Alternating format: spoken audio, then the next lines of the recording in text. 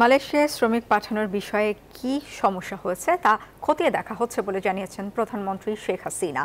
এই ঘটনায় দায়ীদের বিরুদ্ধে ব্যবস্থা নেওয়া হবে বলেও জানান প্রধানমন্ত্রী।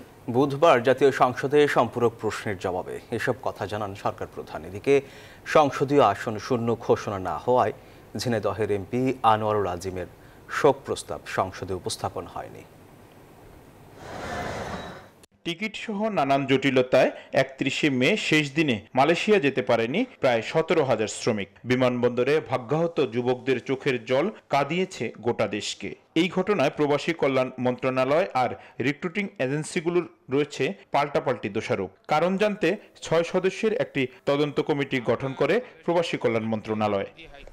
প্রধানমন্ত্রীকে মালয়েশিয়ার শ্রমবাজারের সেই ইস্যু উঠল জাতীয় সংসদে প্রধানমন্ত্রীর প্রশ্নোত্তরেও। ১৪টি দেশ থেকে শ্রমিকরা মালয়েশিয়া যেতে পারলেও বাংলাদেশের ক্ষেত্রে কেন সমস্যা হচ্ছে তা প্রধানমন্ত্রীর কাছে জানতে চান বিরোধী দলীয় চিফ হুইপ। অনেকে বাদ পড়ে গেছে, এই বাদ পড়ার কারণটা কি সেটা অনুসন্ধান করা হচ্ছে। আরেকটা বিষয় আমার মনে হয় মাননীয় সংসদ সদস্য সঠিকভাবে বলেছেন যে যখনই আমরা আলোচনা করে ঠিক করি কত লোক যাবে কি যাবে, ঠিক তখনই দেখা যায় যে আমাদের দেশের এক শ্রেণীর লোক তারা ওই ম্যানপাওয়ারে ব্যবসা করে এবং তারা তড়িঘড়ি করে লোক পাঠানোর চেষ্টা করে।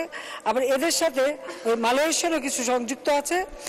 এবারে কি সমস্যাটা হয়েছে অবশ্যই এটা আমরা খতিয়ে দেখছি এবং এর জন্য যদি কেউ দায়ী থাকে অবশ্যই তার বিচার করা হবে।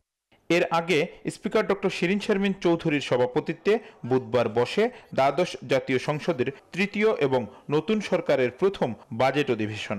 বৈঠকের শুরুতে ৩ জন সাবেক সংসদ সদস্যের মৃত্যুতে শোক প্রস্তাব পাঠ করেন স্পিকার শিরিন শারমিন চৌধুরী।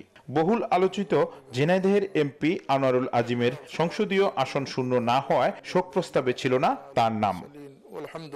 জয়দেব দাস, নিউজ 24, ঢাকা।